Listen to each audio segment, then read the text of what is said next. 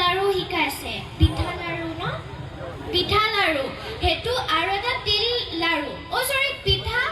তিল পিঠা তিল পিঠা তিল পিঠা আৰু এটা তিল লাড়ু সো মই প্ৰথম তিল লাড়ুটো বহুত ধুনীয়াকৈ বনালো খালি তিল পিঠা বনাওঁতে পেটেকা হৈ থাকিলে একদম তিল পিঠা নহয় হেতু আৰু কিবা বেলেগ হ'ব লাগে আৰু তেতিয়া মই কৈছো নেক্সট ইয়েৰত মই ভালকৈ কৰিম আৰু চেষ্টা কৰিম